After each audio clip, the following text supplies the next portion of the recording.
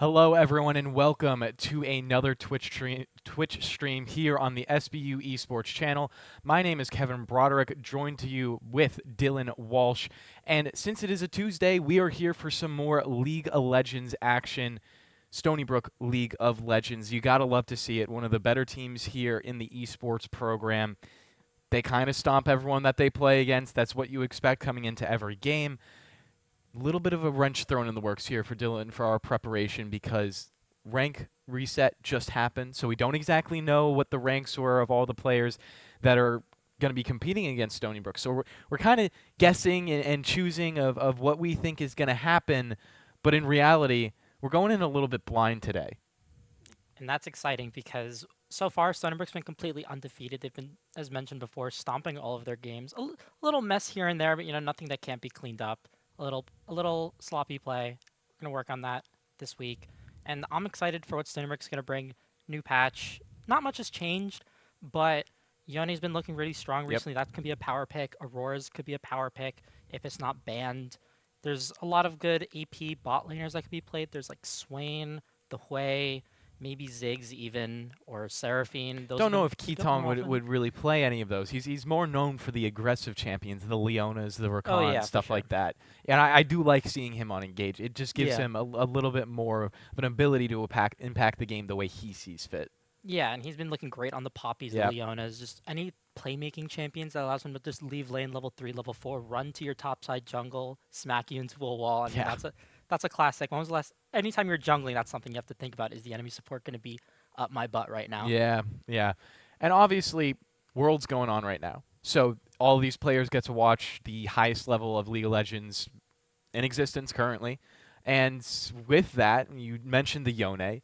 I mean, I do want to highlight just how dominant Yone is looking on this patch, especially when you play that Blade of the Rune King first item. It's really disgusting. Personally, and I know my opinion doesn't matter because I'm not playing in the game, but personally, Yone is one of my least favorite champions to play against because I feel that no matter what I do, he can always catch me out in one way or another. Having the Fate Unbound, having the ultimate that goes pretty much halfway across your screen, then a flash, then your Q3 dash. It's just, there's so many abilities for a good Yone player to get right on top of you. And especially if you're a professional player, I'm sure many people would agree with you. Yone is an unfun champion to lane against. A champion who can kind of get through lane scot-free against most mid-lane matchups and then come out even in CS and suddenly just start outscaling you with the Blade of the Rune King, the Grasp. It's a champion you can't kill and a champion who will kill you. And it's even against the bruisers and the tanks in the top lane. Again, the Bork works so effectively against them. You're playing against a ranged top, heal up with Blade of the Rune King. Use your W to get that shield and a little bit of adaptive healing. So there's so many options that this champion has to just be a pain to play against mid-game, late game. And enough about the speculation. We're heading into draft right now. We see that the Varus is banned. That's a strong 80 carry pick. A champion who's relatively safe, can play poke, can play the on-hit build. The Yone gone instantly. Listen, they know what's up. It's a good thing we talked about him then because he's gone now, so we don't have to talk about him for the rest of the game. Thank God. There goes the LeBlanc, another champion that you got to mention. Lot of mobility, a lot of burst damage, and the Ahri, same thing. We can see that there's a lot of mid lane pinching going on right now. The LeBlanc, the Yone, the Ahri, and there are not many good mid picks right now. It's mostly control mages in the meta right now, besides the Yone, besides like the Seer. But Kai'Sa gone, so Step Aside won't get his primary flavor of the season. Yeah, I mean, the aggression in the bot lane that Stony Brook has shown this year is absolutely phenomenal. No surprise to me that the Kai'Sa's gone.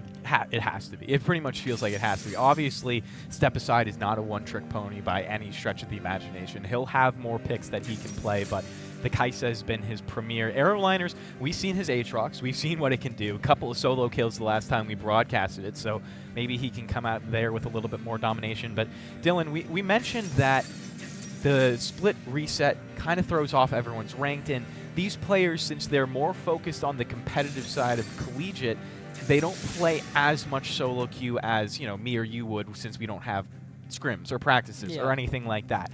But that being said, Tempest has been grinding on and fire. is already up to, I think it was Master or Grandmaster, one of those two, in a couple of days. So maybe expect some big things out from him as he's picking up the Aurora. So that can be a dangerous champion to have. If the Aatrox wasn't picked, I would argue that this is a very good Aurora flex game, but we see Yeah. that the tops has already taken away. The enemy team's already drafting Lucian, Jarvan, Syndra, a lot of early game aggression, Yep. a lot of playmaking on the map early on. The Tristana hover just feeds I into would that. be confused on where these champions are going unless they're planning to play Lucian or Tristana top. I would not imagine it would be a Syndra top or bot. No, I mean, generally, it's definitely Syndra mid lane. yeah.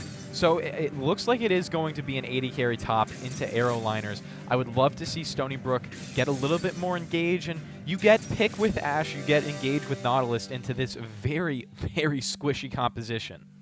Totally. The Lucian's probably going top. I mean, Tristana Rel seems like a much stronger 2v2 combination compared to the Lucian and the Rel, although Tristana's been a pretty good solo laner in the past. It would just be unlikely in this current state of the game, at least, for Tristana to be doing that well in the Aatrox. The Lucian has a lot more mobility into the Aatrox. The Aatrox might have a hard time coming against them. We're definitely going to see an early Doran shield buy to start off the game. A good second win game, maybe. But the Ashe and the Nocturne, early pick potential for Stony Brook. When the Nautilus, I would expect level 6, you're going to start seeing Ashe and Nautilus start running around the map going crazy with the Nocturne. And Aatrox and Aurora are both champs that can easily set up ganks, a lot of early burst damage, and there's a lot to look forward to, a lot of skirmishing, Yep. a lot of pick potential for both teams, a lot of setup, a lot of early game fighting. And we are getting close to the start of action between Stony Brook and the EMU Eagles. That's a bit of a mouthful right there. Obviously, EMU being Eastern Michigan University. So we'll have a little bit of time to talk about this, draft coming out from both teams with 2 minutes and 50 seconds left on the spectator delay, obviously for competitive integrity reasons. Same thing for the Pro League, same thing for here. Yeah, I mean, there's just so much we could talk about. I'm mostly excited to see what this Aurora champion's capable of doing into their team. Aurora loves fighting into these shorter range champions like the Jarvan, the Lucian, or early game Tristana. I mean, this Aurora could pack a big punch, a lot of tank shred. You can imagine Aurora's being similar to Gwen in that a deceptively high amount of damage in a skirmish that early for a champion who scales so well. Yeah. So I'm excited to see where Stony Brook's going to be focusing their attention. They have three lanes that you could dedicate your jungle attention to. The Nautilus could roam topside as well if we're going to look to play through top, especially with a squishy Lucian top. So Yeah.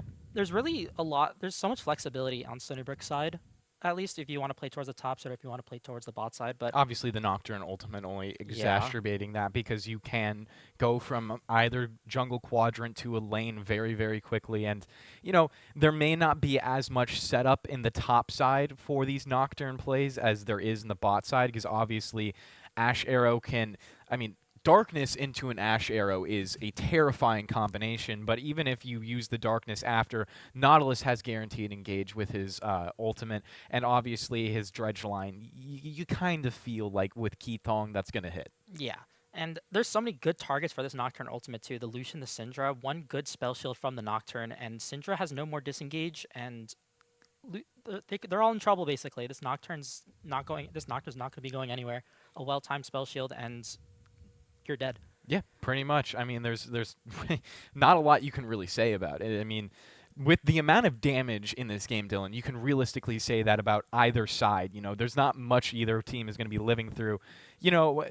Obviously, with the exception of Aatrox, you do hope is going to be drain tanking a little bit, but Keithong, he really won't last long in these fights, with the exception of if he buys something like a stopwatch in order to buy his team some time. Yeah. But I think the Astrock value for this game is pretty strong as a rune. I mean, Nautilus has easy ways to proc it with his rooting auto, with his hook, with his ultimate. Like, there's so much unexpected effective HP gain in these short fights bot side that this Nautilus might be tankier than you think.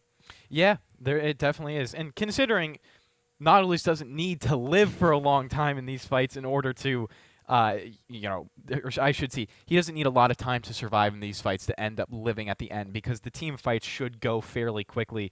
Either you get in good engage with Jarvan and Rel and you blow up the other team, or the other team gets a good engage / pick into you, and then, the rest of your team really has to walk away.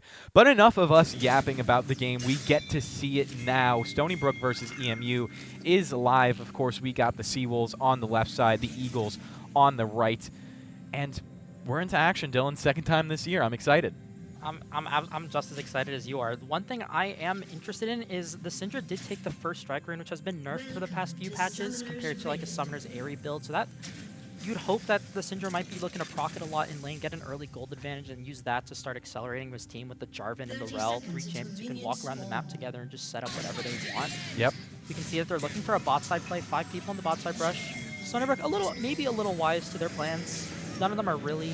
They are just in a default right now, so it's not necessarily... They weren't going to walk into any of that unless Step Aside decided to just run it down bot lane. I mean, you know, you never know. Yeah, definitely. I mean, you can see they went for the early reset. They're going to go back towards the top side. It looks both junglers might be looking to path bot. This very accelerated bot lane, Ashe Nautilus versus Tristana Rel. A lot of early fighting, a lot of poking, level 1, level 2, level 3. So whichever jungler shows up bot lane first is likely to win the game on the bot side of the map. Those early 3v3s, early dragons for both teams, very important. You got to mention Jarvan definitely a little bit stronger in the early game than the Nocturne is. Nocturne really looking to turn his power spike on at level 6, but before then you really expect power farming. And with the relative lack of engage items for Stony Brook, or I should say engage abilities for Stony Brook in the early levels, he'll probably just stick to power farming. Yeah, I mean, Nocturne's going to be looking to get those first 2-3 clears on, but Nautilus going in for an early hook, the aftershock value, proccing the Tristana E. I mean, a little bit of chip damage for both sides. Rel and Nautilus both taking a little bit of damage. Ashe has a slightly stronger level 1 just because of the value of the slow. Yep. I mean, it's a lot better kiting. So we could look...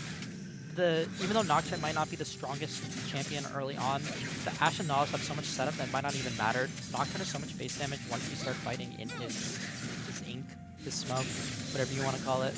As Stony Brook can go forward with their level 2 instantly. Step Aside in a great position to get this first kill. One more auto, and that will do it. 400 gold for him. And it's going to be an easy 2v2 kill right away for Stony Brook.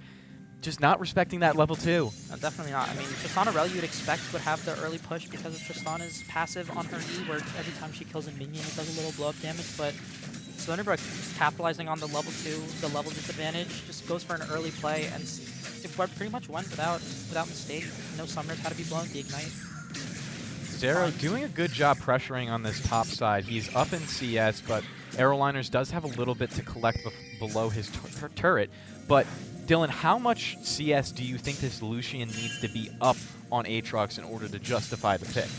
Honestly, I wouldn't say it's more about the CS. I would argue it's more about like which jungler is looking to impact that lane. If Aatrox is going even, obviously it's bad for the Lucian, but I think any CS advantage, plate advantage, looking to get some early grubs to play with Jarvan, just start hammering away, getting some dives under. It's more about the XP difference, because if Lucian hits 6 and Aatrox doesn't have 6 yet, an easy dive under tower. Lucian has so much early base damage. So Aatrox just going to be looking to stay alive. A play might be mid, losing a decent amount of health. Getting low in the top side. Aeroliners has to be very, very respectful right now. Obviously has the TP as well as some pots. Doran Shield going to do some nice passive healing as well, so he should be fine, but if he's any greedy under his tower, he will go down to 0 over here. Yeah, I mean, Jarvan's looking topside as well, just finishing off the reset. Aatrox not entirely sure where the Jarvan could be. Has to be very mindful of that fact. They saw Nocturne walk through mid, so Jarvan is going to look to match the Nocturne on the bot side of the map.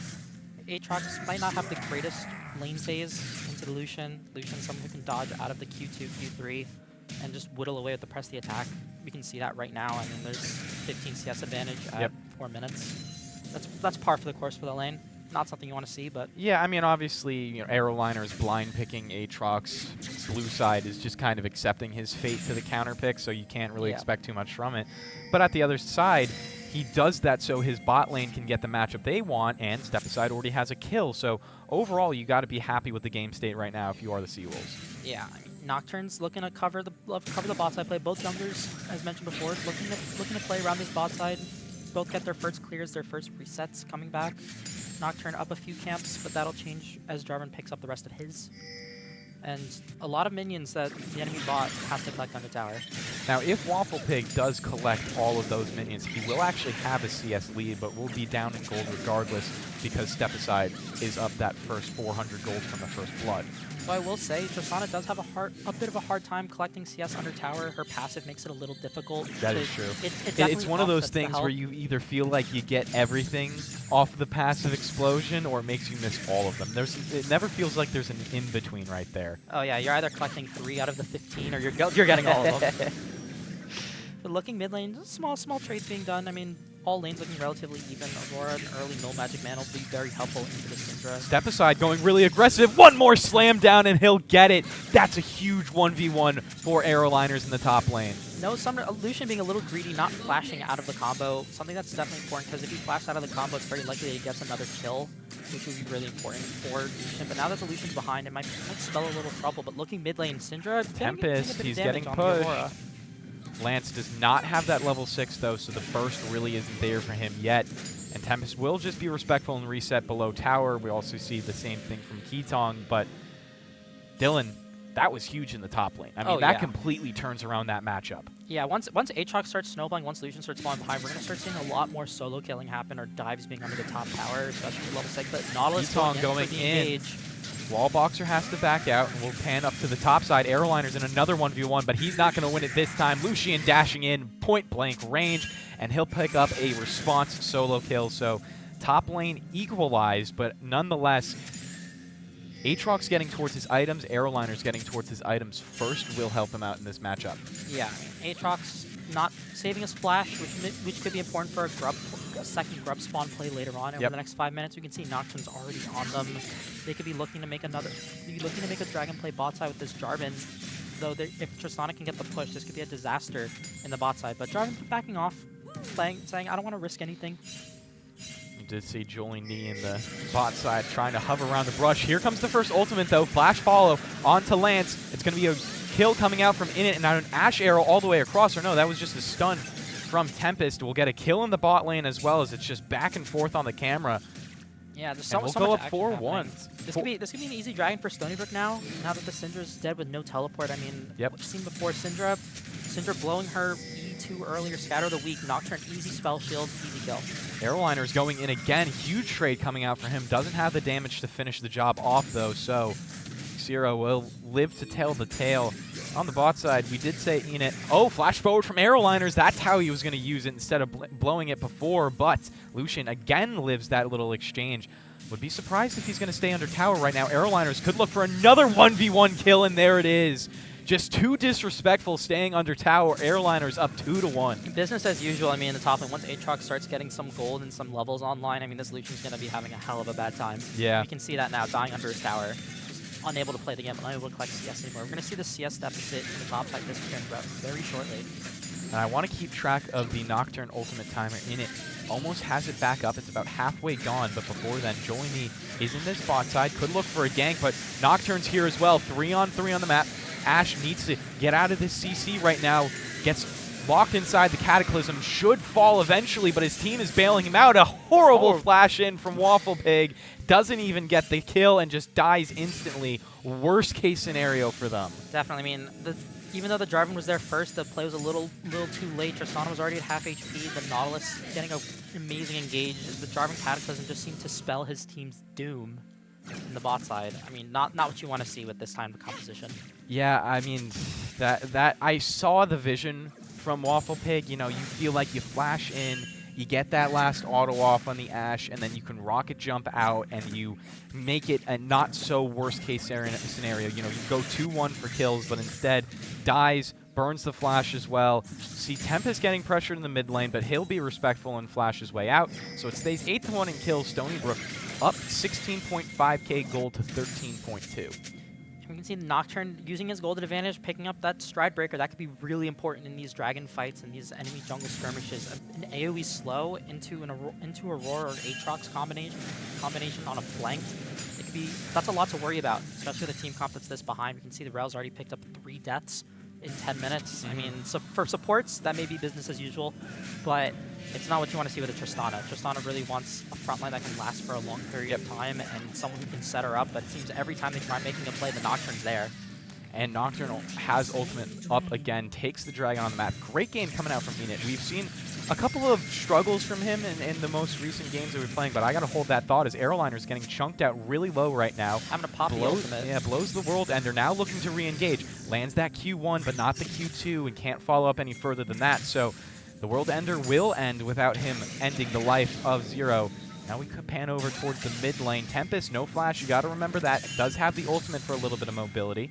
Aeroliner's another dash in. Doesn't hit the change. A little bit off target there, so Everything stays relaxed right now, but with that Nocturne ultimate up, probably not for long. You can see that Tristana and Rel are kind of being pushed off of tower. Nautilus is able to walk up by himself, forcing the Tristana ultimate.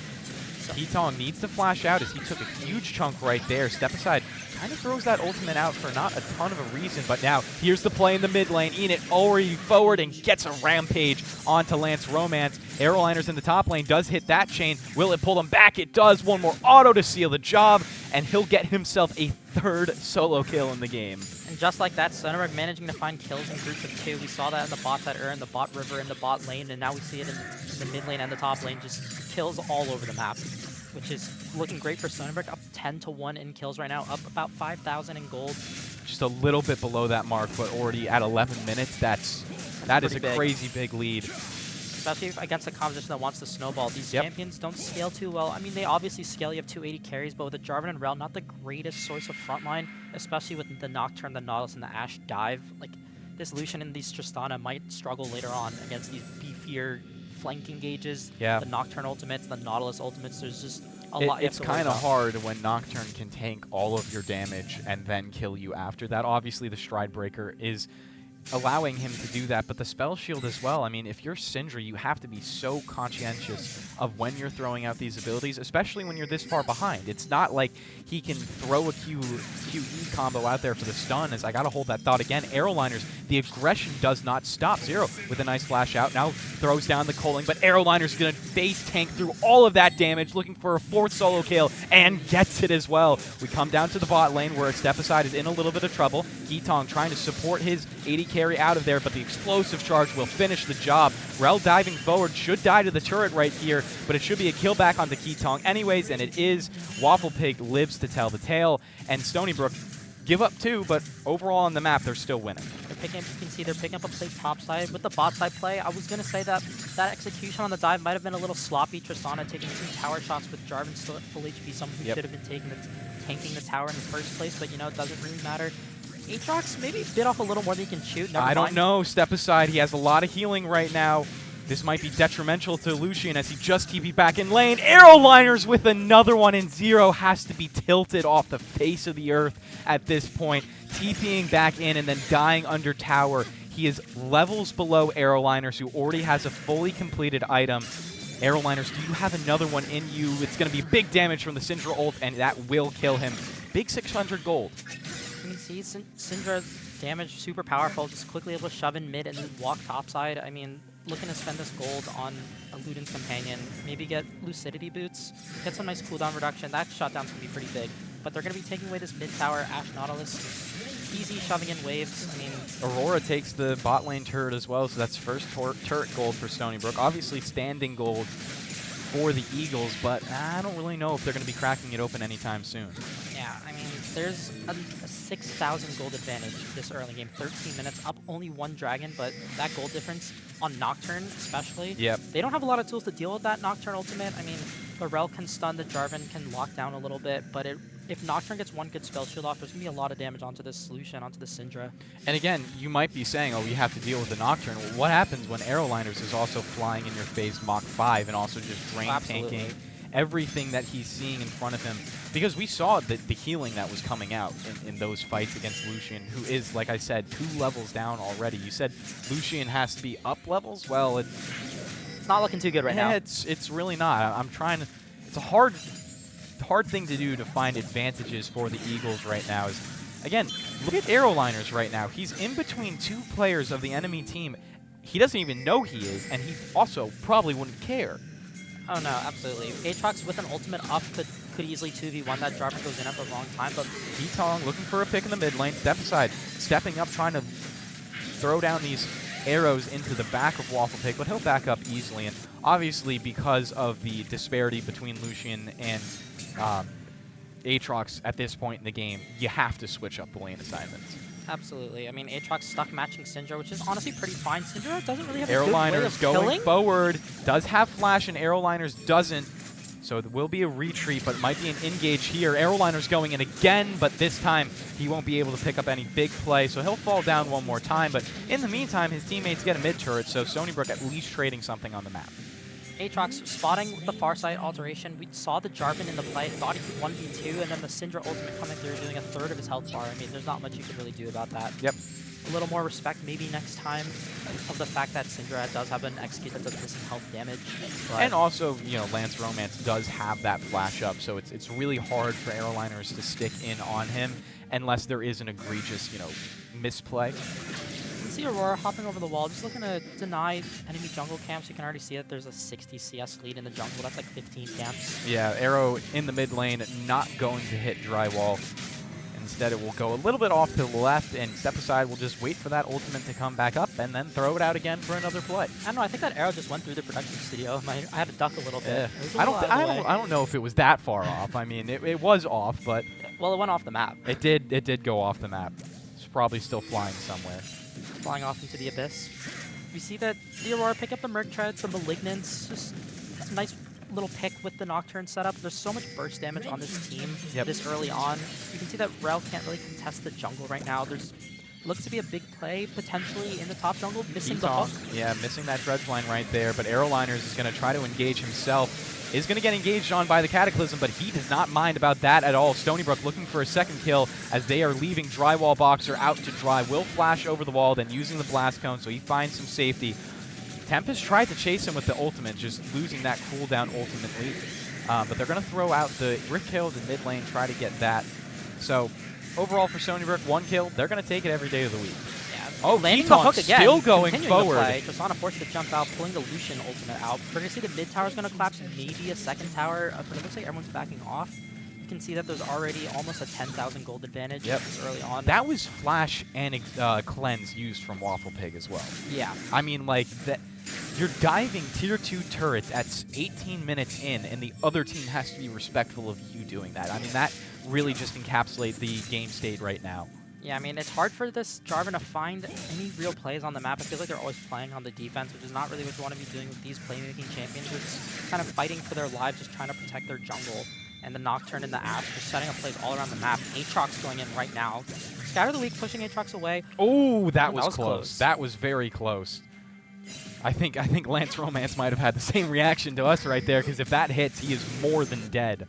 I mean, honestly, it just doesn't even matter. Like, the gold advantage is already just so big in every lane right now, except maybe bot side, but the turret gold could be making a bit of a difference. Everyone on their 1 item spike right now. We're getting closer to 2 items on Aatrox and the Nocturne, maybe the Aurora. She might be sitting on a lot of standing gold, but once these second items come online, these champions are going to have such a fun time in the enemy jungle. And obviously, pretty much every champion on the side of the Seawolves, except for the Ashe, has a level of agency to start plays off by themselves. Yeah, and a bunch of these champions do have the potential of a 1v2 situation. If they get a burst out early on, this Aatrox we've already seen nearly 1v2ing on his own with the ultimate. Keatong, he got caught out, might be hung out to dry as well from his team, as no one is exactly close to him, and there goes Lance Romance with the unleashed power, doing a little supportal damage, It happens to the supports, Yeah, it's the job of the supports. Yeah, just kind of take it. You die every once in a while, I mean, it's not quite Hylissang levels of dying from Keatong. He's much better about those random deaths. Very disciplined. But still some top supports in the world just die randomly. Yeah, I mean, we saw it pulled the Rel ultimate, which missed, getting the Syndra ultimate with hit. Now Aurora. Here comes a play from Tempest, and he's going to find an easy kill, trying to follow it up with Aeroliners, but it is just going to be a one and done onto Waffle Pig. And he just has to be looking at this game state right now, Dylan, and just saying, guys, maybe don't give 10 kills to the top side of the enemy team next game. Yeah, I mean, if you were going into the next game, we see that Nocturne already has the experimental hex plate, giving up a bunch of attack speed in his ult. So much damage is going to be coming out from this top side. Yep. Off of one, you can see that the Ashe is already making plays from the opposite side of the map. Ashe doesn't have to be involved necessarily. Just has to, catch some minions and just, throw a stray ultimate. Yeah. And that's a play. I mean, again, it's that combination of the darkness followed up with the enchanted crystal arrow, where you're just getting hit with a 3-second stun out of nowhere, as we see Drywall Boxer caught up for a second, is going to use the crash down to get over the wall, but Tristana is not going to be as lucky. Step Aside picking up his 3rd kill of the game, and Waffle Pig still not having a fun time. Definitely not. I mean, none of these champions look to be having a fun time. Syndra probably has the most gold on the team right now, getting that Storm Surge online, but who's Syndra going to be able... Who is Syndra capable of hitting right now?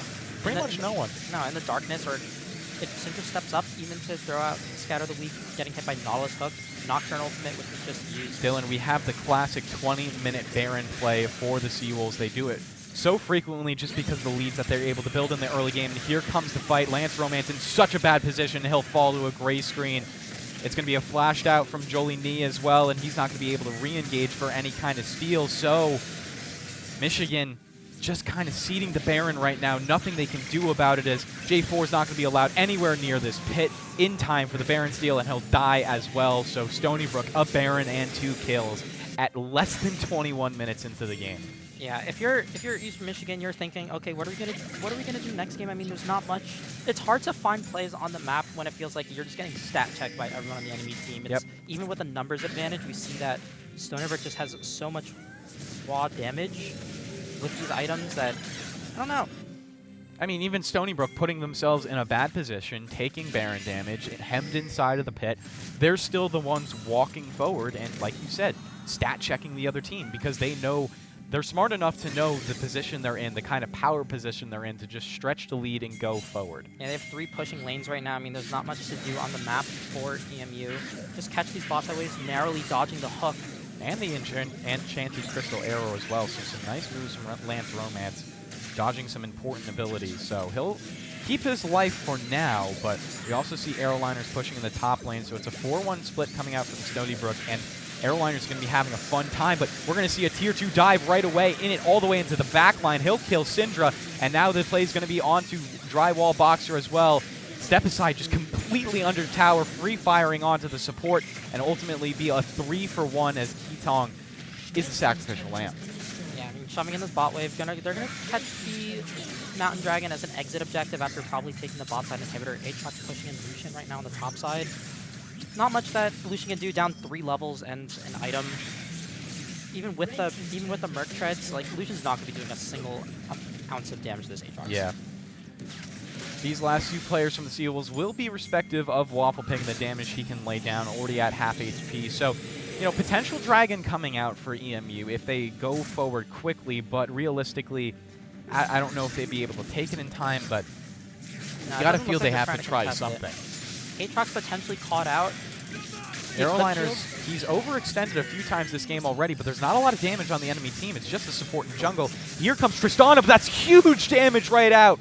Aeroliners just turning that play around. Can he 1v2 from here? Does look like he has the cooldowns. Aeroliners just continuously going forward, and here comes Enid to back up his teammate. Aeroliners turning around a 1-on-3 for it looks like maybe 2 kills coming out, and it is. Aeroliners now popping the World Ender for move speed, still chasing down onto Drywall Boxer, over into the base as well. Aeroliners, you're kind of crazy right now, man. Why are you going all the way forward? But he doesn't really care at this point. No, definitely not. I wouldn't care if a 1-item Tristana tried jumping on me at 23 minutes. We saw that the Tristana jumped in, popped like a balloon, 2 hits. Continuing to play, though. And Tempest is just going to blow up another player on the enemy team. 23 minutes, it's looking like this is where the game is going to end. It was another play from Aeroliners that he shouldn't be getting away with, but is just so far ahead from the early game that he is. Aeroliners 8-3-2. Definitely got to be the star from this game as Stony Brook already onto the Nexus turrets, only needs to crack down 1 more, maybe statting the paths a little bit before then with all of these potential kills coming forward. Actually, I stand corrected. They might not look to finish right here. They will at least take 3 inhibitors, and now we're just looking to back out and reset. But this game doesn't have many more minutes left in it. Definitely not. I mean, Nocturne has to back off into the jungle. No mana. He's just a walking scarecrow. Everyone needs a little juice. Is he a scarecrow? Well, he's a scary creature. I think scarecrows are pretty scary. They are pretty scary. I don't know. I feel like he's just like a disembodied phantom. Also true. I mean, because Fiddlesticks is the scarecrow. Yeah, no, he's a real scarecrow. Yeah. He's like a cosplay scarecrow, Nocturne. Did you know, and I'm going to get a little nerdy right now, more nerdy than broadcasting college esports, if you can believe that. Okay. In the League of Legends lore, Fiddlesticks is the highest demon of them all. And that doesn't make sense to me, because I thought that would have been Nocturne. No, but I think Fiddlesticks is scarier. We've heard him surprise. He's a surprise player. Yeah. especially with the birthday party skin. I mean, he's pretty scary. I wouldn't want to see that in my Especially room. since the rework made him instantly more scared. But I gotta stop talking now. Stony Brook is going in right away again. Already Lucian dead, and it's going to be followed up by Drywall Boxer. Keetong is still going forward. They're going to look for one more kill. Jarvan flag and drag out of there, but really, what does that do for your team at this point? As Stony Brook on to the last Nexus tower, and they're going to end this game under 26 minutes. One more kill to stat the Pats. Like I said, Aeroliners can't stop going forward, but his team will end the game before he gets one more kill. Got to put GG's in the chat as 2 players on Stony Brook end this game without a death, and in it, I mean, 9-0 and 9. You can't ask anything more from your jungler than that. I wouldn't ask any more of this team either. I mean, a 20,000 gold lead in 25 minutes, you know, it was kind of just like icing on the cake. Yeah, I mean, that was a dominant victory for a team that is full of dominant victories, although it did go a little bit longer than the average game time for the Yeah. Seawolves. But at the same time, they were kind of messing around for a little bit. I mean, Aeroliners literally went for a 1-on-3 in the enemy jungle because he got caught out. Yeah. And turned that And yeah, he turned that around. And turned that into 2 Nexus towers Yeah. or a Nexus tower and 3 inhibitors. And I wouldn't even make that a mistake. I mean, Jarvan, Rel, 2 teams who were never shredding this Aatrox. Yeah. Even if Aatrox didn't have the Divine Sunder, I mean, he's never dying. Yeah, it was a wash from essentially the third. Do I dare say the third solo kill from Aeroliners? Maybe the second. Who really knows? But with that, we're gonna head it over to a quick break, and we will be back for game 2, where we're gonna see if Stony Brook can top their performance from this game, maybe end under 26 minutes, or if Eastern Michigan has something to say about that game 1 loss with a big response in game 2. Keep it right here on the SBU Esports channel for all the action.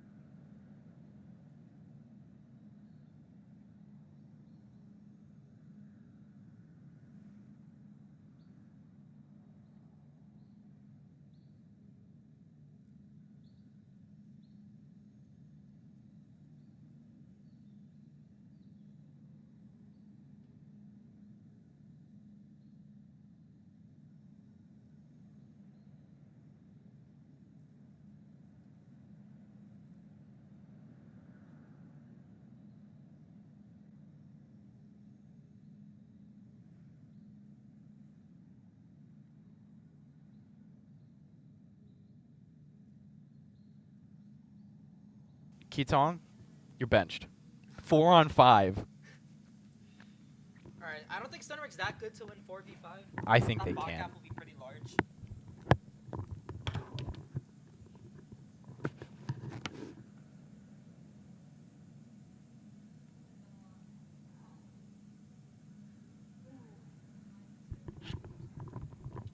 I gotta lock in. Huh? I gotta lock in.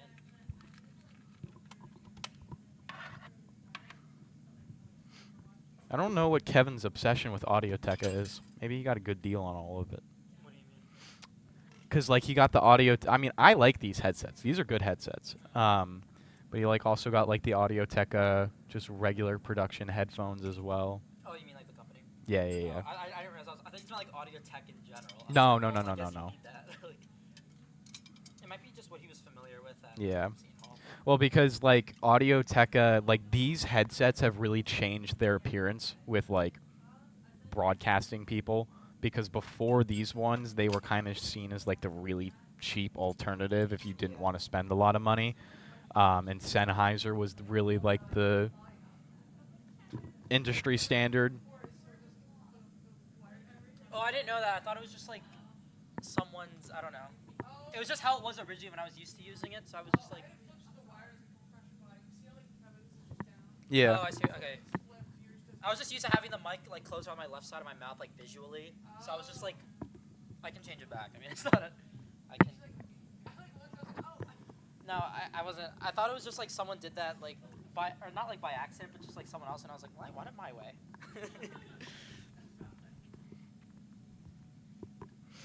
Now it's like, oh shit. Do do do do do do do do do do do do. Because now it like hangs weird over my shoulder.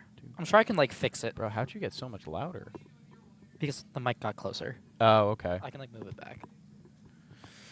Bow, bow, 'Cause I'm trying to find a way to like move my arm so it doesn't so I don't feel it like drape down my arm.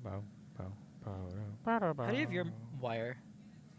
Just kind of like off to my armpit and then tucked in the side of my chest. Okay. We used to have clips on these. I don't know where they went. Yeah. No, I would just clip it to my belt to keep it like hidden behind my arm. There's this. Is this what you're talking about? Oh, why do you have No, one? yours might be like tucked down the wire. Mine's like in the. How would I set? Oh, no, I found it. It's How on would the- I set it's on this the up? ground. I don't like. How would I? I'm so bad at like spatial things. Hold up, let me. Okay. Well then. Well then.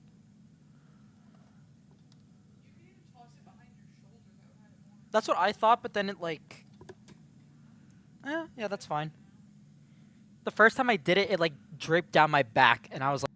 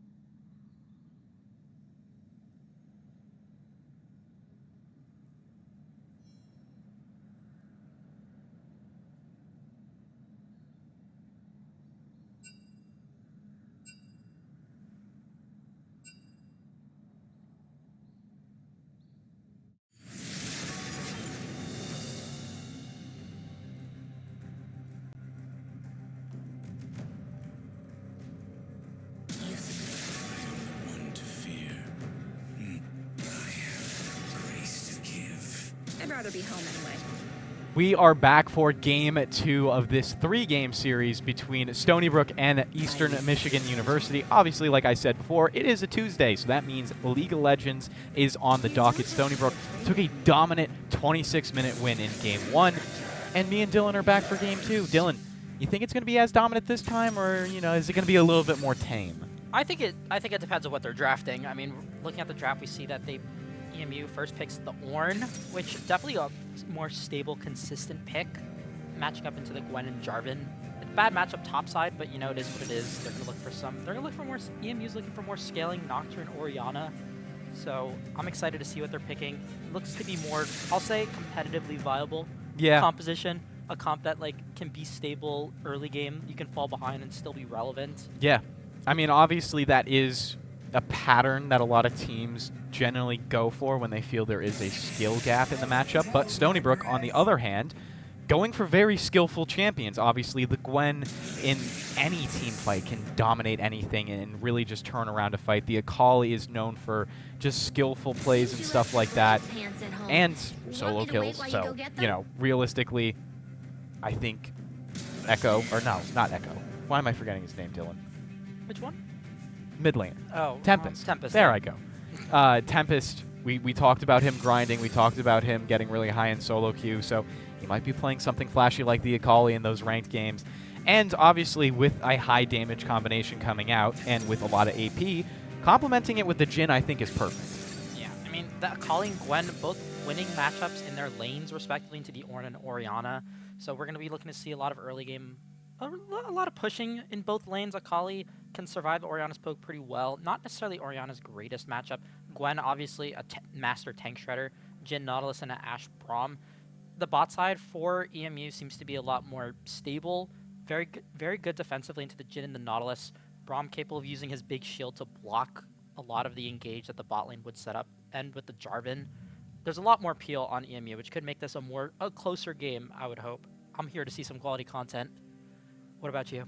I mean, yeah, in all fairness, I want to see a closer game because I want to see someone push Stony Brook. As much as watching a team dominate makes you think that they are very good, every once in a while getting tested by someone else will make you all the much better. Obviously, that's been a long conversation in the history of NA, is having competition to make you better. A sharp sword sharpens another sword, that whole philosophy. And I think it is true. I think Stony Brook would be better if people started punishing their mistakes, started punishing the smaller things that they could do better on, and instead of relying on the team to self-reflect on those mistakes and figure out how to correct it when their enemies aren't punishing them. But looking at the draft, I mean, EMU looking for a lot more scaling. Ashe Nocturne, just like in Game 1, cross-map plays easily possible. Ornn, Orianna, Braum, 3 champions that can set up. You see, they took a lot from Stony Brook in the Game 1. They kind of copied the comp, but they picked a different tank. They picked a different support, but other than that, same premise. Yep. You have a scaling mage in the mid lane, but for Stony Brook, a lot more aggression, a lot more skill expression. A nice 1-3-1 composition with the Gwen and the Akali in the side lanes. Jhin, Nautilus, Jarvan taking up that mid lane, pushing those mid towers. Definitely a comp that requires the higher execution, but for a team like Stony Brook, I wouldn't put it past them. They've demonstrated that they're capable of playing these more mechanical champions in the past, so I'm excited to see what they're bringing to the table in this game. Maybe a faster shutout. Yeah, I mean, in all fairness, it's one of those things where if Stony Brook gets ahead, they're going to win the game even quicker because there isn't any early game agency coming out from the Eagles. But if Stony Brook fall behind, then you're really starting to talk about an upset on your cards. Definitely. I mean, Jhin and Ashe are both low gold economy champions that can function on just 2-3 items max.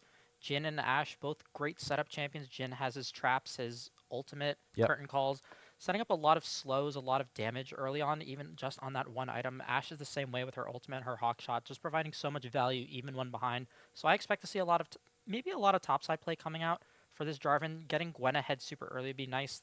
There's not much they can do to shut these champions down. Gwen loves fighting champions that have low range, the Ashe, the Orianna, the Ornn. Champions that can't really fight her outside of her immunity. So I'm excited to see what Stony Brook's capable of with this Gwen. If this Gwen gets 1 or 2 kills early, that could be a game over. As we've seen arrow liners get a lot of solo kills. Obviously, the majority of those have been on the Aatrox, but, I'm going to bet on him that if he can play the Aatrox very well, he can probably play other carry champions very well. Yeah, and Gwen, definitely a hard champion to master. I mean, we know how easy it is to just say, oh, okay, well, you can just go immune and spam your ultimate, Yeah. which will do a lot of damage to the Ornn and the Braum, but it also requires a lot of execution to play the side lanes effectively, because one collapse from the Nocturne and the Ornn and one stray Ash arrow, and your Goldie could evaporate in seconds. Yeah. Now, I do want to point out that Stony Brook not playing any repeat champions except for Keetong, who did go 3, 3, and 13 on the Nautilus. So he's obviously going to be a big guy we look to get these plays going. And another thing that I have to highlight is Aeroliners went 10, 3, and 3 last game. I think with, I'm going to throw out a number, 6 solo kills. Yeah. One of them coming in a 1-on-3.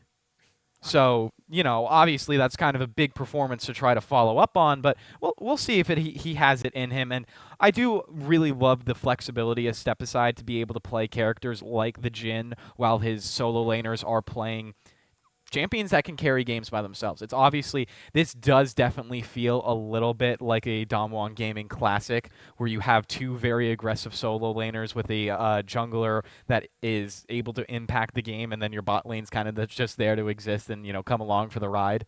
Definitely. I mean, the one thing to point out, Airliners did take Ghost instead of the Flash, so that could be a bit of a pain point if the Nocturne starts looking to get setup plays with the Ornn. Ornn has deceptively high base damage. We can see them again going for this 5-man bot side brush play. Yeah, we should see them recall very quickly. It's exactly what they did last game, and there it comes. As soon as they don't find anyone, they just kind of reset. It's not really that much of a level 1 play. It's just maybe this team didn't do their scouting against us. Obviously, if a team does do scouting against Eastern Michigan and see they do that every time, then they can set up a counter in the bot lane. And then that's when you really get your level 1 shenanigans. And we can see that Stony Brook smart, not just standing in the bush level 1. They're getting that river vision, all too important. Nocturne likes to invade and put down that early ward, contest you level 3, level 4 in your jungle. Especially a champion like Jarvan, who once he flag and drags, he doesn't really have much damage output. So if Nocturne can stick on the Jarvan in his jungle, then that could spell early game troubles. And what do you think of this Ashe running barrier against heal? I mean, obviously, you know, Braum is following it up with the heal, but, you know, it's definitely a little bit... Actually, I got to hold that thought, as we might get a little bit of a jungler one-on-one right now in it. Very aggressive in the enemy jungle here right now. I don't know if his mid laner and top laner are going to be able to have the push in time, but Nocturne should lose out on this level 1 play, as he's already so low in it. Can you get a solo kill right away? But instead, the smite will go over to Jolly Knee, but it doesn't matter. He dies to first blood. In it's not going to get level 2 off of that, but 400 gold in his pocket. It's just such a weird start to the game. Yeah, this shows you just how weak the Nocturne can be early. Even with the level advantage at half health, Nocturne's just unable to get through that early Jarvan damage. The passive so strong with the flag. Airliner's already going forward, missing out on that last Q that could have been lethal onto the Ornn, but that lane stays a little bit less volatile for now. Obviously, if Aeroliners does get that solo kill at any point, he's just going to keep going and going and going. It's what we saw last game, is another dash forward, dodging out, almost dodging out on the Bellowed Breath, but instead, Zero will get that proc off, much needed proc to equalize the health as well. We can see Nocturne, not the greatest champion at capitalizing on this super early, but nice ward placement in the topside river just to scout out this Nocturne, who has a pink in his jungle. Make sure Jarvan's not up to any more shenanigans. We can see a big trade though in the mid lane. Orianna and Akali both at half health. Tempest with a shuriken flip. Doesn't look like he's going to take it, as he... Little icon on the mid lane does stay still. And Aeroliner's just so aggressive in this top lane, throwing out every Q he gets. Feels like he has an empty or a bottomless pit of mana to just throw out these spells. And Gwen can just focus on using E and getting those autos in. It's really hard for Ornn to develop any sort of counterplay. His counterplay requires everything to go just right. He has to land his Q knockup. He has to be able to get the full Bellowed Breath out. But looking mid lane, Akali and Orianna both really Tempest needs to go for this quickly. Flash away from Orianna, but Tempest to follow, and Lance Romance will fall. Maybe the Romance dying a little bit in this game, as Tempest... Again, it's what I talked about with Aeroliners. It's true with him as well. As soon as he gets that first solo kill, he's just going to keep going and going. And this is just getting disastrous, or close to disastrous, in the top lane, as Aeroliners is one good Q combination away from taking out Zero in the top lane. We can see right away, like, this Akali pick is already so strong. Oh, that might be a little too aggressive from Aeroliners, and it is one-on-one kill over to Zero. and he'll try to make up for his team a little bit. Weak side king over here. Yeah, weak side warrior. I mean, this Ornn, maybe not the greatest champion to have gold on, but hey, gold is gold. Especially in a matchup like this where Ornn can get that early null magic manual and just start pressuring this Gwen a little bit, you know, make her put up a fight. But not much. This Akali, early Dark Seal buy, you know, nothing, business as usual. Akali's looking to be able to shove in this Orianna, make some plays around the map with the Jarvan. Dylan, I feel like I forgot about this for a couple of minutes, but Init started this game with First Blood at like 2 minutes. Yeah. Like, he has a pickaxe already. Yeah, this Nocturne's not going to be able to steal too much from him. This Jarvan gets one good flag and drag, but hold that thought. Nautilus going in for a hook. This shouldn't really be too much of anything He's as... forcing in a shove. Yeah, Drywall, he's very tanky on the Braum. He can throw up that shield just in case. It's the action that I'm more concerned about is going to be towards this top side, but Init, or excuse me, Keatong, he doesn't know that the Nocturne's in this bush, so he will have to respectfully burn the flash, but turning around the play, one more shot, it's onto the wrong target. Step aside doesn't get it, but he will die to the Ignite anyways, and in the mid lane, Stony Brook will collect another kill as Tempest goes 2-0 in the game. Yeah, this is looking like a disaster for EMU. They pick these champions to just scale better and just be able to fight through this early game a little bit, but you can see that they're already down at 1,500. Another hit or hook from Keatong, this time lands onto Waffle Pig. Tempest, or excuse me, Step Aside splashing forward and getting off the 4th shot will find the kill, but Nautilus not in a good position until Akali arrives for him. Tempest is here to clean up the freest kill of his life, and that's going to pretty much do it for the mid lane matchup. 3-0 Akali, you're not really coming back from that. 4 stacks on Dark Seal. I mean, if I'm Orianna, I'm fuming right now. I mean, you can't be too mad because you're 0-2 yourself, but you know, like the 3rd kill just makes it that much third worse. Seal's just another little That's more insult icing. to injury. Yeah, Orianna, we can see having to take that bone plating. Aeroliners throwing out these threads right now, trying to slow down the Ornn and just run him down for a solo kill. Aeroliners, do you have the damage to come out? The answer is Yeah, absolutely yes. Yeah, this Gwen said, no, I'm the master at work here. You're dying. So Stony Brook up to 7 kills, already building about a 2.5k gold lead, a little bit over that. And Jungler's 1-0, mid lane's 3-0. The only person that has died is Step Aside on the Jhin. Or excuse me, and Aeroliners died to under tower as well. Forgot about that one. Yeah, you can see that Airlines with the blasting wand looking to get that Rift Maker online, perhaps. You know, get that. This Ornn's not going to be having a good time over the next few levels. Having to build a Spectre's Cal super early, not the greatest buy in the world. Doesn't really build into a good first item for him. It's more just, I need magic resist, I need some health regen. Yep. So what I'm thinking right now is, how is EMU going to deal with this Akali? This Akali has Shroud. I mean, you don't really have a lot of point-and-click CC either, besides the tether coming out from Nocturne, but at the same time, Akali has enough dashes to be able to break that fairly consistently. I mean, you have the Ashe arrow, but again, that's not point-and-click, so it's really hard to lock down Tempest. You get some more trading in the bot lane. Stun coming out onto Keatong could look to turn this play around, but Zed thinks better of it.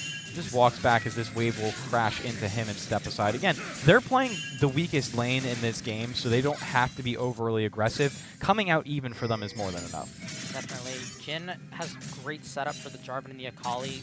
Tag them. You get tagged by one hit of the curtain call, or you get hit by one W, and your fate is spelled out for you. So much damage coming out from both solo laners right now, especially once they get their first items online. Akali's already pretty close to it, even though we don't see that right now. Akali's definitely sitting on a lot of gold, and the wave's pushing into her.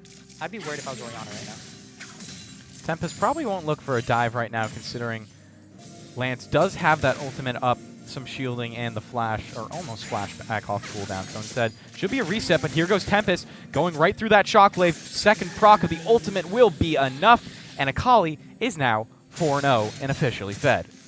Oh, she was fed long before that, but Akali may not be wanting to go for the dive, but Orianna walking into the brush just caught out immediately. You got to be respectful and just let Tempest back right there. I mean, you're at the point in this lane matchup where you can't dictate any of it. It doesn't look like Ornn can dictate much either, being forced to E out of the fight. Gwen just does so much damage right now. He's looking to craft a little bit more health, hopefully. Actually, never mind. He's getting a moat. That's definitely a poverty buy. Yeah. He's just looking for. It might not impact the lane much. Jarvan picking up that first dragon. Nocturne. I mean, the thing is, it's kind of hard to itemize in this game if you are a tank, because you look at the two biggest damage sources on Stony Brook, and it's both AP. Yeah. But then at the same time, Jin and Jarvan can deal ample amounts of AD damage as well, where you don't really have a clear choice. It's also not like Stony Brook has tons and tons of CC, where a Merc Treads would be a very high value buy. So again, it's really just pick your poison. Do you want to die to the Jin 4th auto, or do you want to die to an Akali 2nd proc of her ult? It'll definitely take Jin a bit more time to come online and be able to start doing real damage to Ornn. If I'm Ornn, I'm kind of happy just building that first MR item. Yeah. We can see that with the bombs already. Maybe not adding immediate value, but once you get that first item online. Big invade for Stony Brook. Cataclysm from Init could come out. Lights are going to go off from Nocturne, but I doubt he's going to engage on this. And there he goes, actually. Keaton getting blown up a little bit and actually make that Init who dies first. Tempest not in a good position either. He's so low, gets stunned up. One more auto will finish it off. And now Step Aside is in an overextended position. Stony Brook did get 2 on the fight, but they're ultimately going to lose 3. So it was a great job right there for a team that was down gold to get back 3 kills. You can just see the value of the draft right now. A lot of team fight potential with the Orianna and the Braum. There's so much knockup that you can't really avoid. And even though Stony Brook originally had a 5,000 gold lead, we saw how much it really didn't matter in that fight. Every champion was just blown to bits, especially that Orianna ult doing so much damage early on, so much base damage.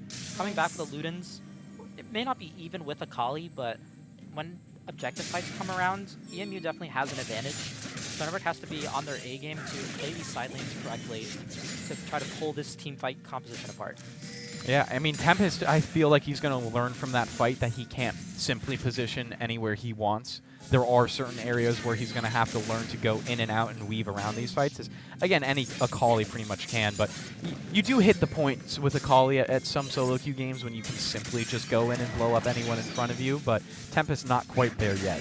Yeah, bit off a little more you can do in that team fight, but, you know, now that he's getting that first item, once he finishes his boots, he's going to be out so much damage on the Akali.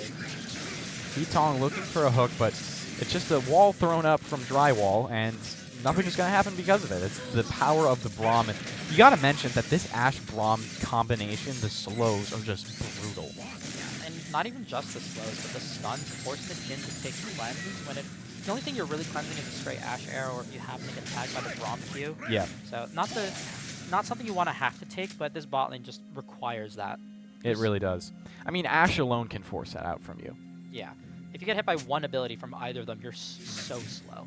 You're stuck in molasses. And considering Jin doesn't have a natural escape either, it's not like you're playing the Ezreal or something like that. As Tempest does land a Shuriken flip. Gonna think better of using it, though, as Arrowliner's also going for more trading in this top lane. That matchup has really equalized since Zero was able to get a kill, but I have to hold that thought as we get an engage on the bot lane. One more auto attack will finish it off, and Step Aside does get the kill. Does get dived on a follow-up from Nocturne, but Keaton is going to avenge his AD carry and pick up Jolly Knee under the tower.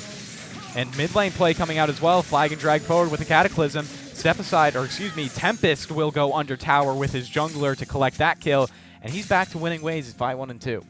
Yeah. I mean, the thing with the Gwen is that even though the lane might have seems to stabilize, you can already see that there's already a 30 CS advantage, and that's a sizable amount of gold. That's almost 1,000 gold on its own in that lane, especially the turret plates. I can see that this Gwen's going to be dominating the map. So we're 12 minutes in, Dylan, and Stony Brook are hovering around just a little bit above a 4,000 gold lead.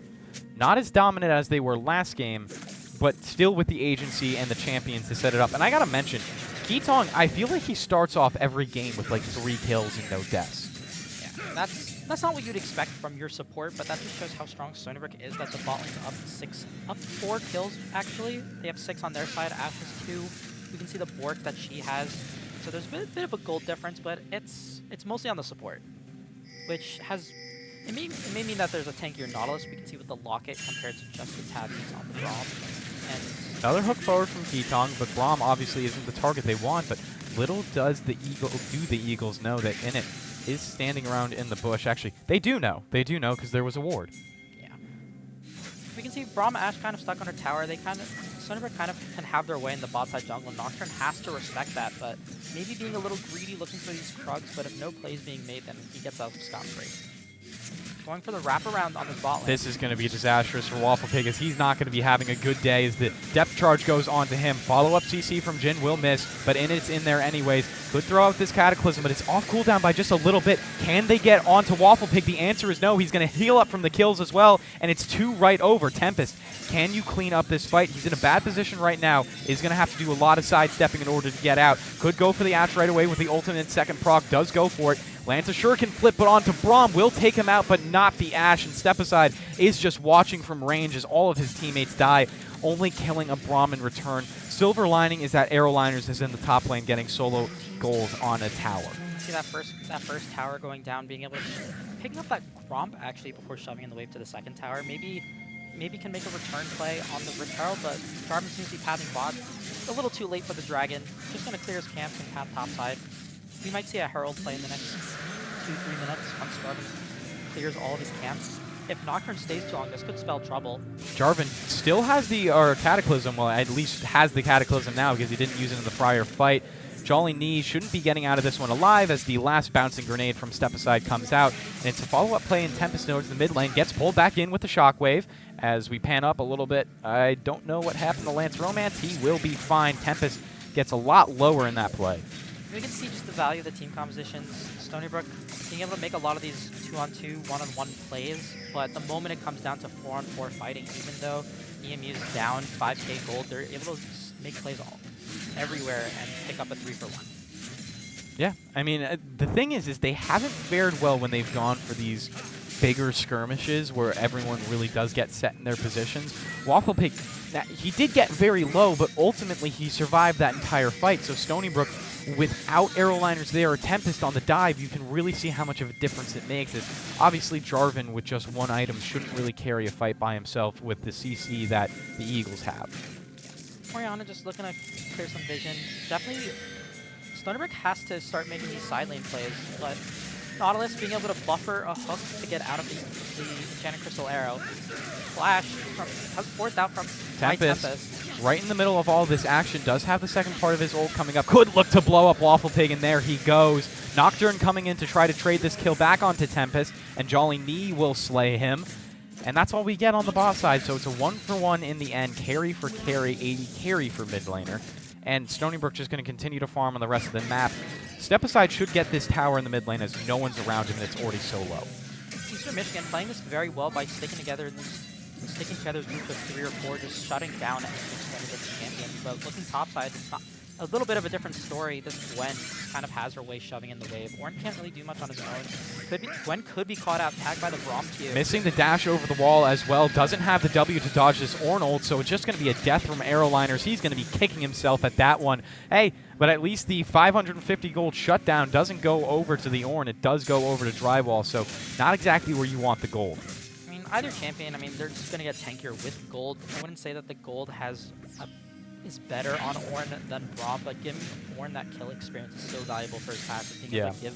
Being able to upgrade all of these items on his carries. Orianna a little bit behind, but the Nocturne and the Ash, once they start getting 3 items, will start munching on the enemy team.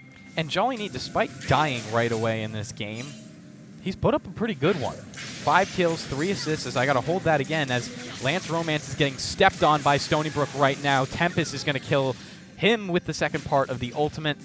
And now Stony Brook trying to knock down this tower. They do have these mites helping them out a little bit. But again, you're talking about this grouping coming up from Michigan.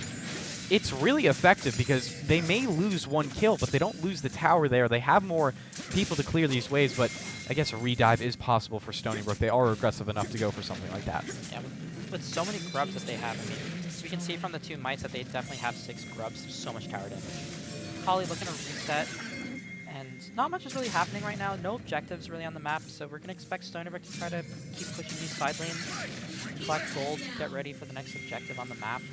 3rd Dragon, no team's at Soul Point yet, but we can start looking for a potential Baron fight over the next 2 minutes. I want to see Stony Brook stay on the map, maybe not entirely by themselves, but just looking to make plays on the side lane. And here before comes going for In the It looking objective. for the engage onto Nocturne, but instead he turns it around trying to go in with the darkness himself. That was ill-advised as he's just going to fall in the middle of 3 players for Stony Brook. And they kill the jungler. Obviously not a long enough death timer to get Baron or anything like that, and no other objectives on the map. So Stony Brook just have to settle for the 300 gold in their pocket. And that's a win. There are 2 champions on their team that excel at snowballing. We see this in the Gwen and the Akali, both champions who once they have gold on them, they kind of just force their way to the tower. Warner trying to predict the Akali to jump back in. Tempest, not enough energy to follow up anything on that play, but Stony Brook will put the Herald down in topside, In It doing a little bit of drifting to crash onto the tier 2. And look at how many mites come out with that. Tempest, as I talk, is going to go for another solo kill in the bot lane, dodging that knockup from Ornn. He'll throw down the horn, and now Tempest has to get out of that using the second part of his ultimate to dodge it. And now Aeroliners is TPing down into the bot lane to try to follow up his teammate, but I think Zero is far enough gone in order to get away from him. I mean, forcing out Gwen TP, good for Eastern Michigan. Gwen is a champion who really needs that teleport. So when she shuts down his team to the Baron fight, but now Gwen kind of has to either accept the fact he's stuck bot side or has to sacrifice side lane play to keep Baron up on the map. Obviously, you could send Tempest down there instead to try to allow him to go for the 1-3-1 push because he still does have the TP up, but it's not preferred because Gwen is your stronger side laner, can take towers a lot faster. So Stony Brook, with Gwen down there, with Aeroliners down there, is going to go for the Dragon, and they're going to be able to claim that one pretty easily, going up 2-1 and just trying to get closer to Soul Point and then eventually the Soul itself. One good thing to point out here, though, is that Ornn upgraded his own item, which means over the next we pay close attention to his XP as farming in the side lane, as every level he gains will start upgrading his team's items. And on these carry champions in these team fights, so much more stats. But Nocturne looking for the ultimate on the Akali. A drop onto Tempest, and he's going to get taken down. Already blown the Shroud, so he had no tools in order to get out of there. A little bit of an overextension from Tempest, and now his team in a 4-on-5. Best case scenario for Stony Brook right now is that they don't even look to touch the Baron because Tempest still, best case scenario, never mind, they're going to engage right away instead. Aeroliners dropping the jungler right away. Waffle Pig in such a bad place, and then he's going to fall. It's an absolute rout for the Seawolves in the mid lane as Aeroliners might pick up a quadra kill, and he does. Stony Brook will head right over to that purple worm, and they're going to take it almost under 21 minutes again. The Summer's Rift looking like a butcher's shop right now as Gwen just cuts through all of the meat on the enemy team. The Ornn and the Braum just seem to disappear. Gwen picking up an easy quadra kill. Obviously not the quickest take because you have Jhin on your 80 carry, but Aeroliners does more than enough damage to make up for that. And I was talking about Gwen team fighting at the beginning. There it is. Gwen just shredding through everybody, being able to set up an easy play for Stony Brook. Even though EMU has the better team fighting composition, if you get caught out once on trying to make a gold advantage play, you find yourself caught in the Jarvan Cataclysm, the Jhin root, the Nautilus knockup. There's just so much you have to worry about, even in a team fight with a Braum and an Ornn. You think you have protection, but you don't. Yeah, and you also got to talk about the fact that Lance Romance was in the top lane there. You know, you don't have your Shockwave, your big team fight changing ability. And without that, it looks completely different because you don't have that, I mean, not only that damage, which is very important, but the knock-up and knock-over, I should say, that really disrupts a team fight. Orianna being able to take up so much space in a jungle fight, we might see the value of not having J4 going in right away. Waffle Pig has to flash out. He's going to only hit onto In It right now as the rest of his team takes damage from everybody else. Tempest will drop the first, and they're going to look for a redive as a burn from Keaton gets Jolly Knee, and Lance Romance will fall as well. Stony Brook with 3 players under a tier 2 at 22 minutes. They're making no mistake about closing this one out quickly. Yeah, they said, this tower is mine. Orianna with nowhere to run, kind of just left to fend for the Wolves. Looking to get all of these towers on the map. Gold, Akali pushing in the side lane. And they're going to be on the inhib tower. They could meet up with Tempest as well to try to get the second one, but instead they're going to go straight for these Nexus turrets. Stony Brook looking to make quicker work of the Eagles than they did last game, but they don't do a lot of damage right now. Horn coming out will go a little bit off to the left. I don't think it hit In It, but it might have been a little bit just off screen. So Stony Brook should be respectful right now and just back out using that teleporter. Ash Arrow coming forward, does hit onto Init. They might leave him for dead, and it looks like that's exactly Stony Brook's intention. But here comes Keetong trying to hook back in. Init getting dropped low, getting a little bit of shielding from his team, and Step Aside flashing forward for the kills. Stony Brook, another route, this time inside the enemy base at 23 minutes. Not quite an ace as Lance Romance tries to fade away and just watch his team fall. GG in the chat. And that's all it is. 23 minutes, shorter than last game. Init will finish it off and disconnect before the game even ends. So Stony Brook, 2-0, easy as you like. Another 2-0. It was so easy for them. 49 minutes across 2 games. Yep. I mean, they made quick work. Very, very quick work. Demonstrating their versatility, playing 2 very different team compositions, settling for the 1-3-1. Played it pretty well. Played the side lanes pretty well. Sometimes getting caught out in the sides, but it is what it is when you're dealing with these champions. Ornn and Orianna showing that once they teleport somewhere, being able to set up those 3v3s. Yep. Light work. So with that, we will get an interview with you guys with Aeroliners. Obviously, he had a lot of impact in both of these games. The quadra kill that really turned it around, as well as, 5-6 solo kills in the first game. So Dylan will be conducting that interview, which means that will do it for me on today's broadcast. Thank you so much for watching, and stick around for that interview.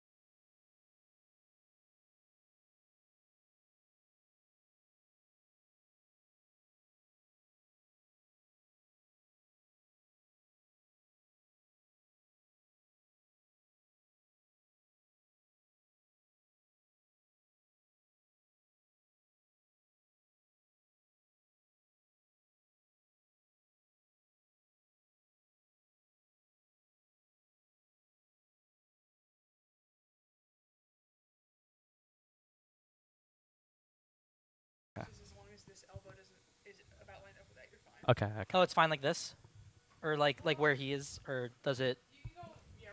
Like this? Okay.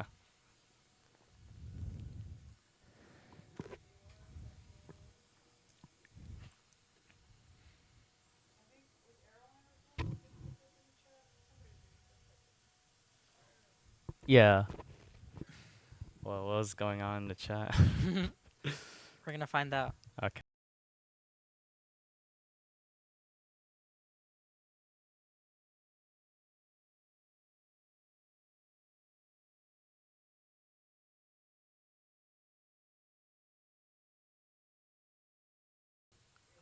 Welcome back to Stony Brook Esports. Amazing game played by the team. I'm joined here today with Aeroliners, the phenomenal top laner, being able to play both Aatrox and the Gwen. Would you say that carry top laners are like what you enjoy in this meta right now? I like playing the carry top laners, but I think probably my favorite champion to play right now is probably Cassante. But I didn't whip him out this game, but overall, I think he's pretty fun. You have to let him know. You Yeah. said you're picking that Lucian. No, you're not. Yeah. You forced him on an Ornn so fast. Yeah, I didn't even know that he was playing Lucian the first game. What were you thinking going into this game? Like, were you when you were scouting enemy team? How were you feeling? Feeling pretty confident. I think overall the past few weeks we've been just getting like pretty relatively easy matchups. Yeah, I mean, and that showed your confidence on the map, just taking those 1v2s, 1v3s in the enemy jungle. That was just mind blowing. I thought you were cooked in that top side lane. You're on in game one, but Jarvan and the Rel doing no damage. Yeah, I was a little surprised that they kept chasing me there because I was like so strong on the map and they couldn't really like do anything to me really. Yeah, and the Tristana jumped in and just got immediately popped. 3 hits. Yeah. Like, I wasn't even thinking Tristana would die that fast, but neither did she. So, just to close this off, we don't have much time left, but what are you thinking about going into your next game as a team? Like, how are you guys feeling together? I think in our next games, we're definitely gonna be going against like a little tougher opponents. So, but I think that we've been doing like so well recently that it shouldn't really matter, and we should be able to come out on top anyway. Yeah, we can see that. Like, when you guys were all playing together, you seem to be all on one page, making well executed dives in the bot lane and the top lane, just working together so well compared to the first few matches. We see that the play's cleaning up, but that's enough from me. We're gonna go back. We're gonna see you guys next time for Stony Brook Esports League of Legends next Tuesday. But it was a pleasure talking with you. Good luck in the next game. Thank you, Dylan. It was Pleasure to a meet it with was a you. pleasure. Pleasure.